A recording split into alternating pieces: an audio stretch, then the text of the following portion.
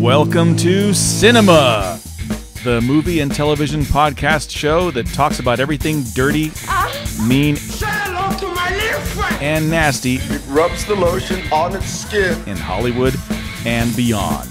If it's sin, we're in. I am Brandon Luna. I'm Randy Rankin. And this is Sinema. Cinema. Episode 2. Episode 2. We And survived the first one. We did. We made it through. Somehow. And thank you all for listening to the first one and watching it, because Yes. we had a lot of views. We did, and we appreciate it. Thank you. So today's topic we discussed last week. We're going to do 90s sex cinema. Now, in the 90s, it took a little bit of a turn. It did. It went away from the sexy romp stuff that they were doing with all the teenager movies and stuff, and went straight to hardcore. Well, not hardcore. There is a lot of hardcore. But it went straight to the softcore sex in actual big budget Hollywood movies. Yes, they did. They started to gravitate towards it. So there's quite a few of them that we'd like to discuss today. Okay. The first one that comes to mind for me, and I don't know if you ever saw this, was Henry and June. I've seen parts of it. I haven't seen the whole thing, but yeah, I know what you're talking about. That was one of the ones. 1990 was kind of one of the first ones that was really big. Was NC-17 at the time. That was a big deal. And actually, we did have a correction last time. That was the first NC-17 movie to be released. The second was Unbearable Lightness of Being. So, okay. All right. So that was a big one. Had some pretty major stars at the time, and he's since been nowhere. I can't remember who was in it. Was that. the guy from Remo Williams. Oh, okay, yeah. Yeah. So. Yeah, nice career. The guy from Remo Williams. Yeah, that's your claim to fame. Something Williamson? Fred Williams? Not Fred Williamson. I don't know. Anyway, but yeah, Henry and June was a big one. I actually saw it in the theater. Oh, yeah? And because I was working at the time at a little art cinema place, and we were one of the few places that showed it. And we actually got bomb threats. Really? For showing bomb threats for showing an NC-17 movie.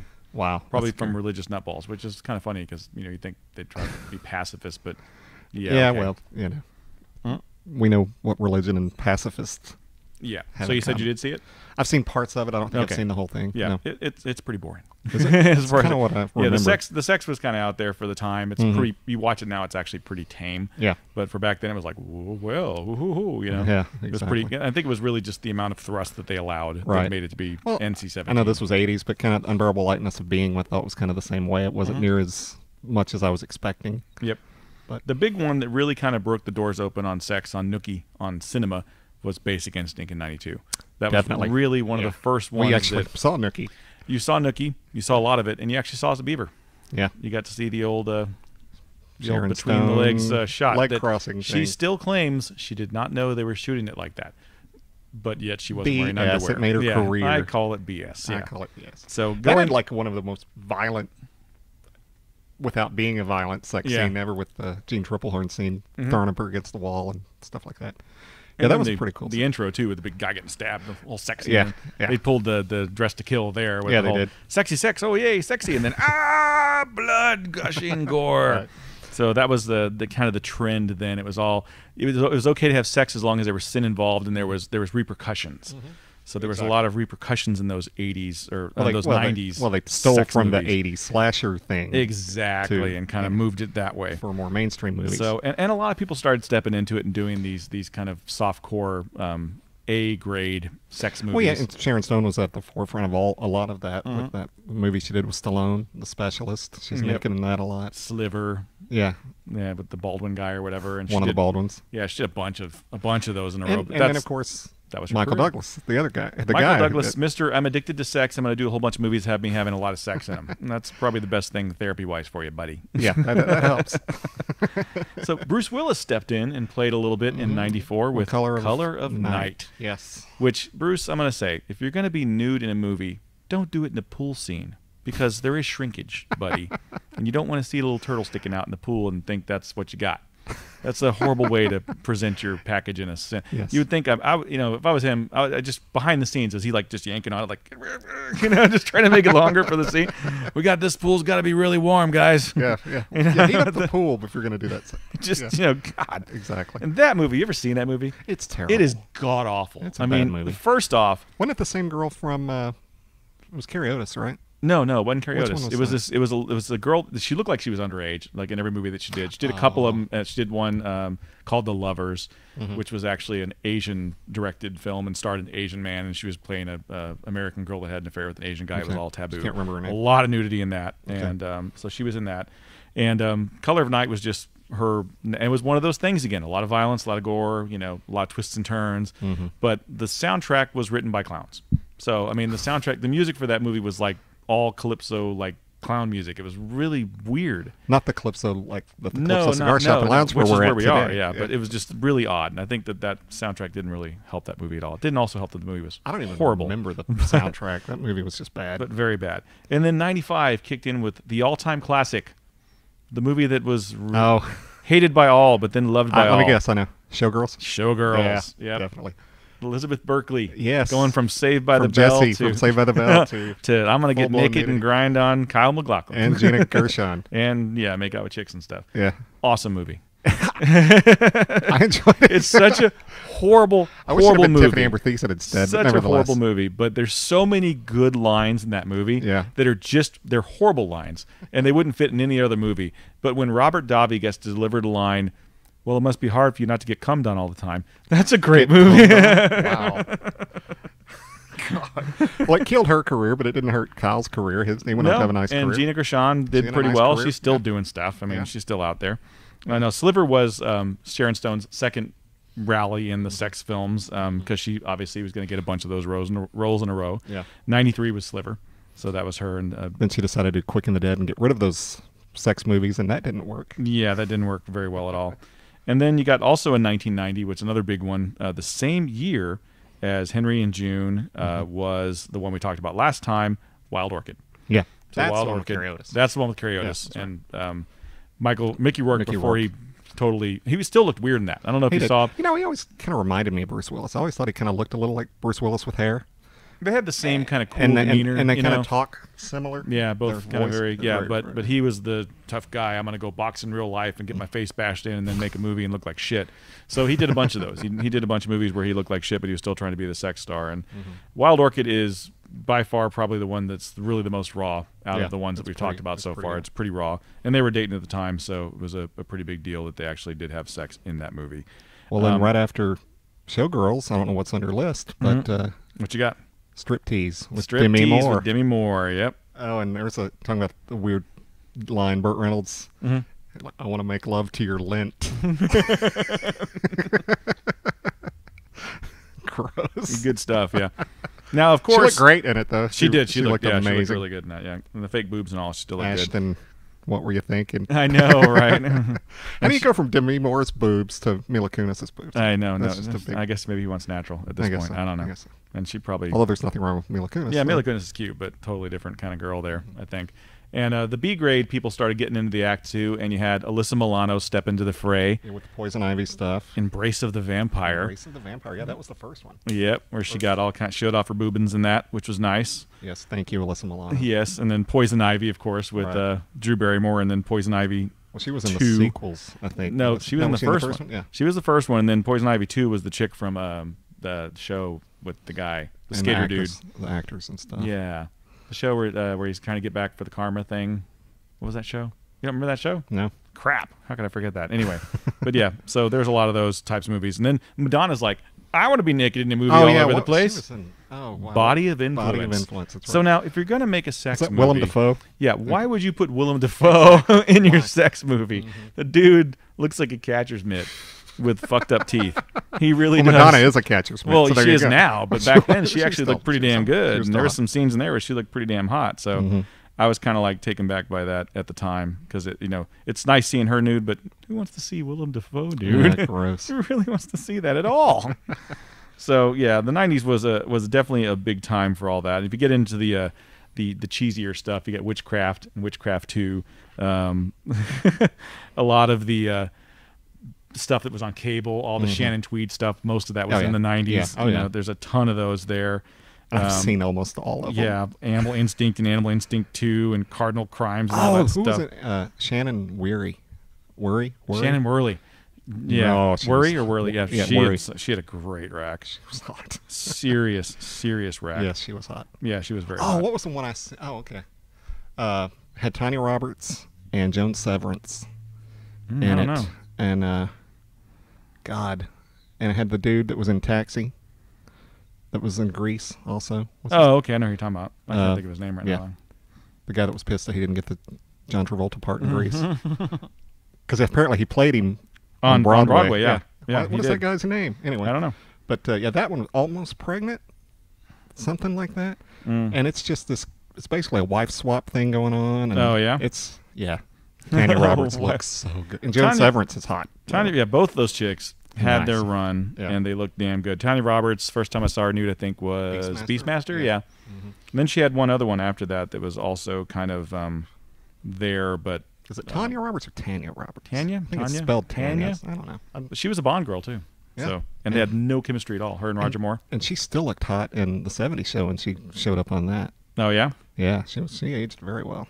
Did she really? I didn't know she was on the '70s show. She was. Really? Yes. Good to know. Good to know. I think she played Laura Prepon's stepmom. Oh yeah. No, yeah, she was. Yeah, she was the neighbor, the blonde, dumb neighbor. Yeah. I remember that. Mm-hmm. I do remember that. Yeah. But yeah, I think it's called Almost Pregnant.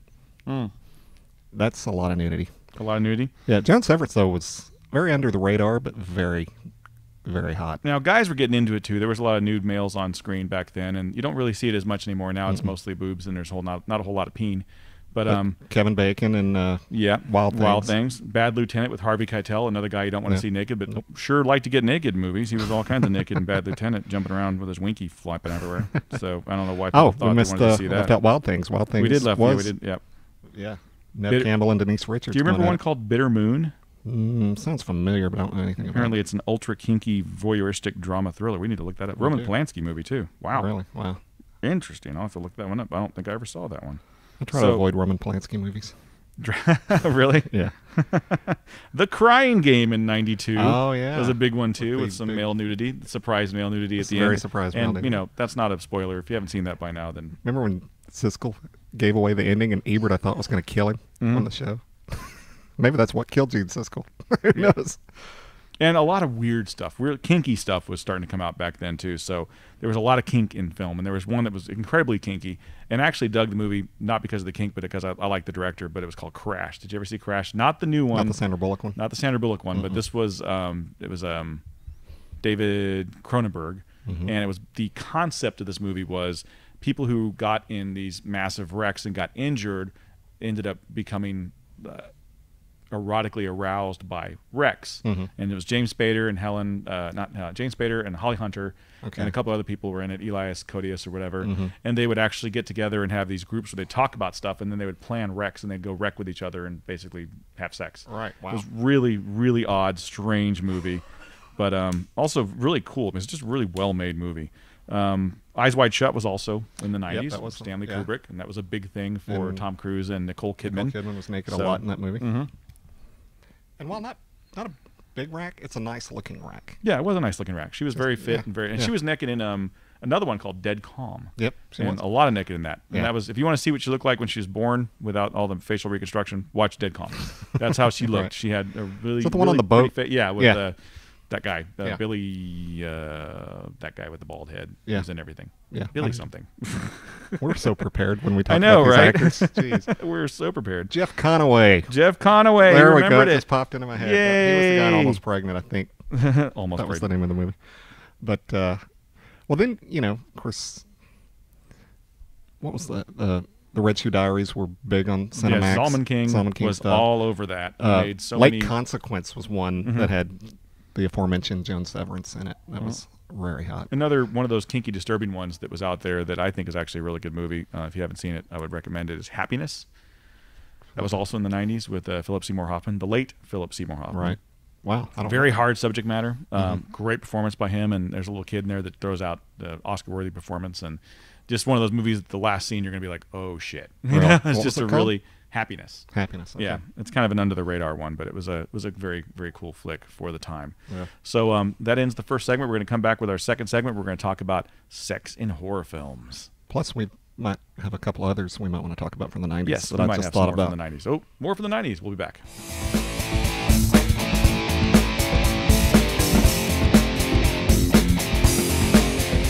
All right, so we're back for segment 2 of Sinema. And now we're talking about something that's near and dear to our hearts. What's that? Horror movies with boobies in them. Oh, nice. Oh, yeah. Can't really be a good horror. Well, I can't say that. One of my favorite horror movies has no boobs. So which one's that? Splinter. Okay, yeah. No boobs. It should have boobs, though. That would have been nice. They would have been nice if there was boobs. And if you don't know, Splinter has the lovely and talented Jill Wagner. And my buddy. One of his faves, yeah.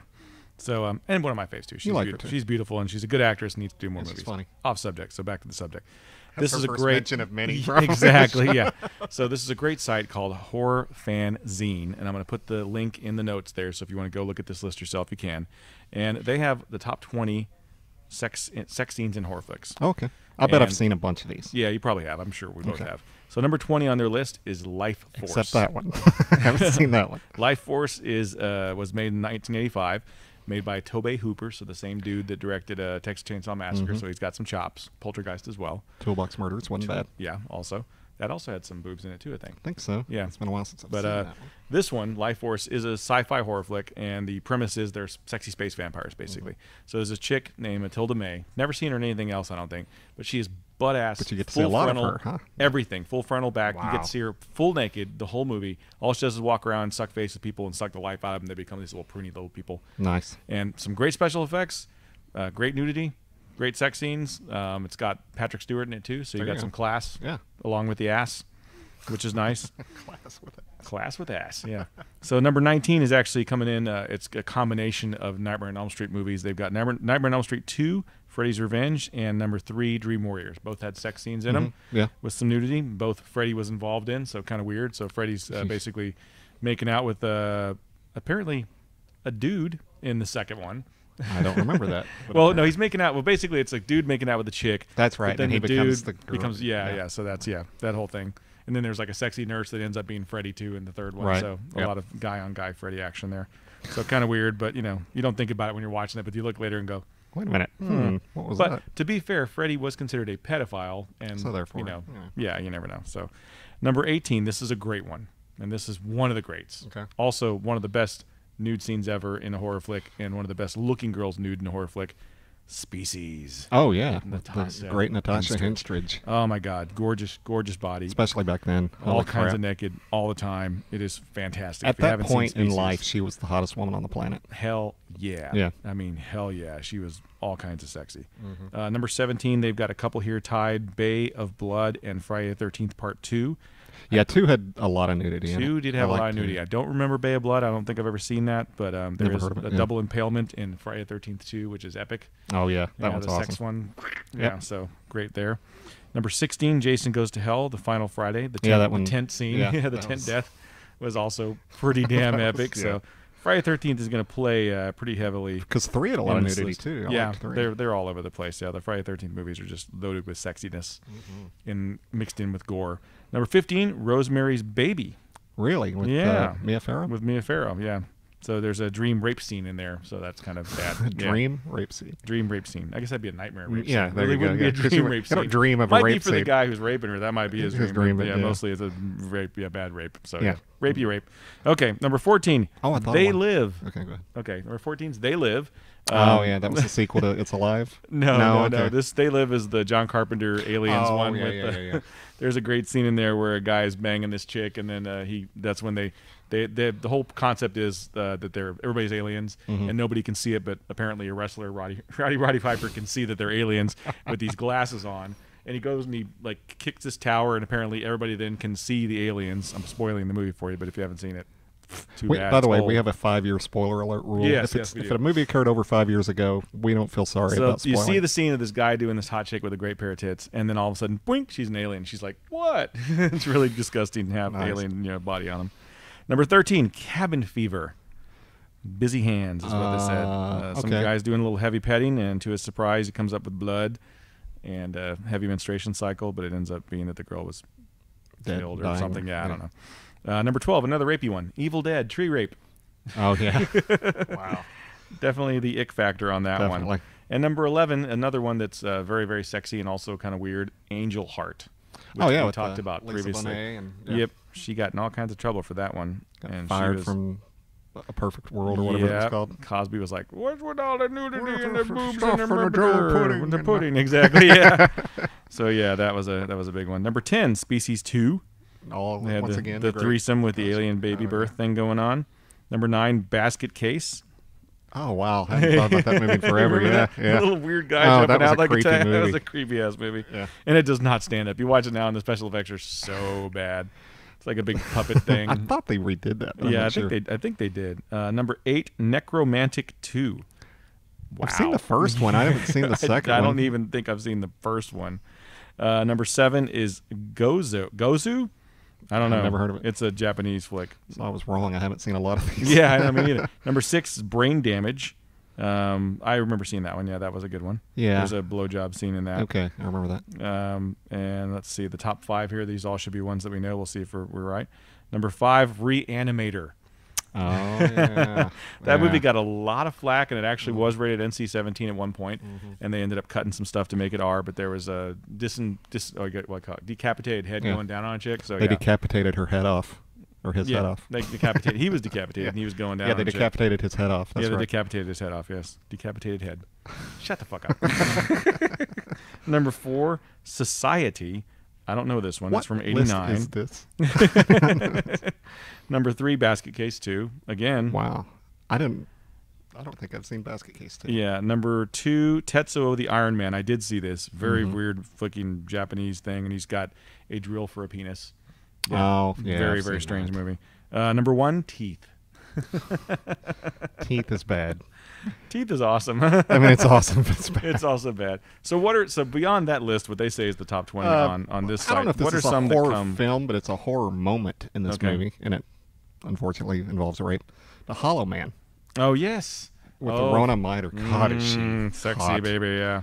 And it's just she acts that part very well because she's being raped by an invisible person. Yeah. And you believe it. I mean, you totally buy that she's being raped in the scene. But man, that chick was hot. That one stands out. Man, I'm just kind of blown away by that list. That list had a lot of kind of obscure stuff on it. There's another list here, Embrace of the Vampire. Yeah, which is the one we talked Melissa about. There's a Milano. lot of Melissa Milano getting naked in that one. Phantasm and Phantasm 2 both had their fair share of nudity in them, and they were fun movies. If you haven't seen the Phantasm movies, they're pretty fun. Jason Goes to Hell. This one has a lot of the same stuff. Friday the 13th, the first one. American Psycho. Oh yeah, another one that had a ton of nudity in it. And Christian Bale, Unhinged.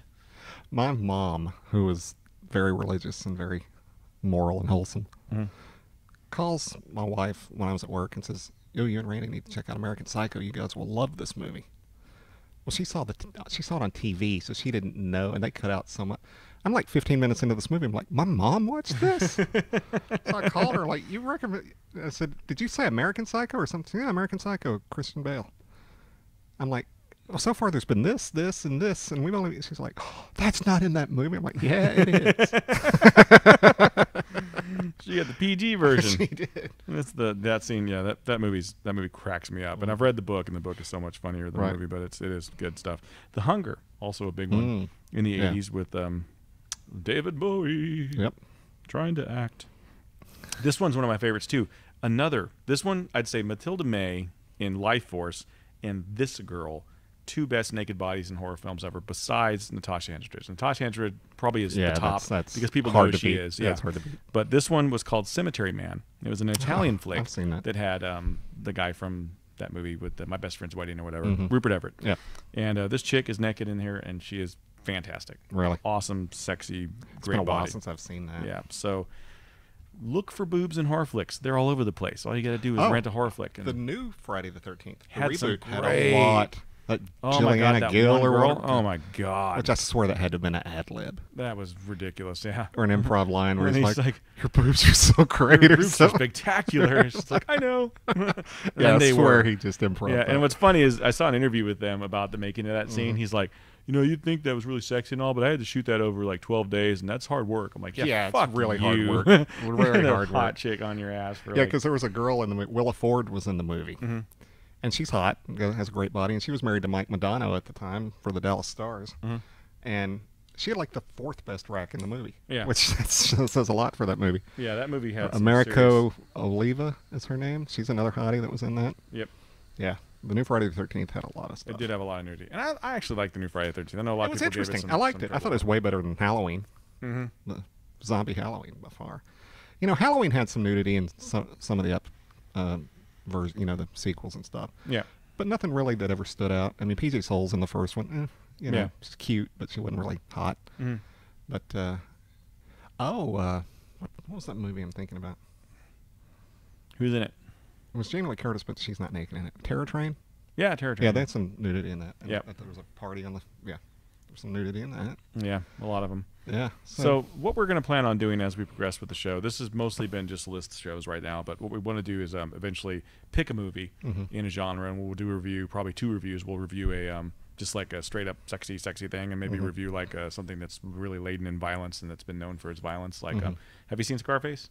Oh, yeah. Yeah, okay. So we can maybe do a review of Scarface and talk about that or something like that. So it might be new movies, might be old movies, but basically just kind of giving our opinions on these particular films and what they meant to the industry and how they changed the industry. Exactly. As you can already tell, I mean, the 80s kind of brought about the amount of inordinate amount of boobs in cinema, and the 90s carried that trend, and they really kind of killed in the 2000s. I mean, it went away to a degree. I mean, I remember some nudity in Hostel 2. There's some nudity in Hostel 2. One of the girls hanging upside down there. Yeah. But, that was just, torture porn. It wasn't really good porn. Yeah. It wasn't like softcore sexy stuff. We like. Exactly. And I kind of like the softcore porn, but I know little guys, I want to see the... No, I kind of like that. It gives I a little... like not having dicks in my vision every 5 seconds. Yeah. Yeah. Just boobs. Lots of boobs and butt. That's great. Boobs and ass, I'm good. Yeah. Oh, what was the name of this movie? Crap. It's called Crap? That's a horrible name for a movie. The actress's name is Andrea Bogart. She's cute as hell. I remember Adrienne Barbeau naked had a in Swamp wolf Thing. had a wolf thing. A wolf kind of theme to it. Damn, I can't remember. I have to look that up. Little Red but Riding she was in a Hood? movie called The Dark Ride with Meadow Soprano. What's her name? Yeah, I know what you're talking about. Yeah. But Yeah, I know who I'm talking about too. I don't know her name. Yeah, but anyway, she's the main person, but they pick up this Andrea Bogart chick. Very athletic, tall, not real big boobs, but once again, boobs that fit her body nicely. And yeah, she's naked in that movie. And Cool. The Dark Ride. Decent little horror flick. It's about what's it called? A ride? Amusement park. Yeah, okay. Like a funhouse type ride. Yeah. Yeah. I think Funhouse had some nudity in it. Yeah, probably. Yeah. A lot of the 70s stuff had nudity. Yeah. Because the plots were so bad you had to. Have a lot of nakedness. Yeah, exactly. I mean, you can go back to the whole, beach movies of the 70s and stuff, and there's just a ton of it there, and then you get into the horror slasher. Oh, yeah, we didn't mention any of the 70s stuff like 10. Yeah. And we left out some of the other Bo Derek stuff. We're probably going to end up doing sex and comedies. We'll do that because we got like Women in Red and maybe stuff. even pick a specific actress for a week and like a Bo Derek or a Shannon Tweed or something like that. Girls that were naked a lot in movies and things like that. Go over their greatest hits. I mean, not bad. Actually, that's a fist bump. That's not bad.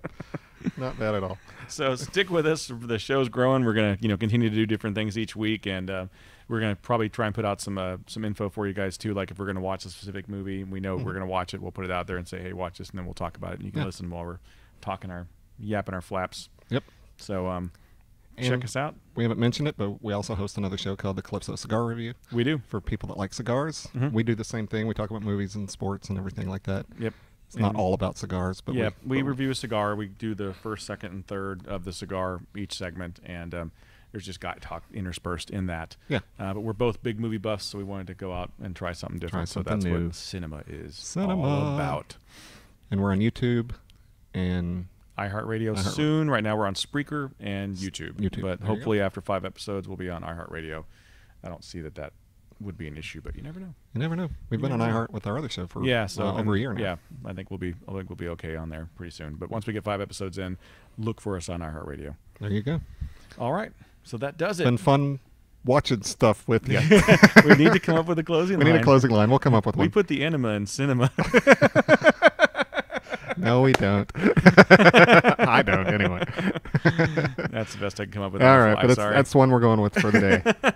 The enema in Sinema. That's horrible. We'll see you guys next week. See you later, guys. And gals.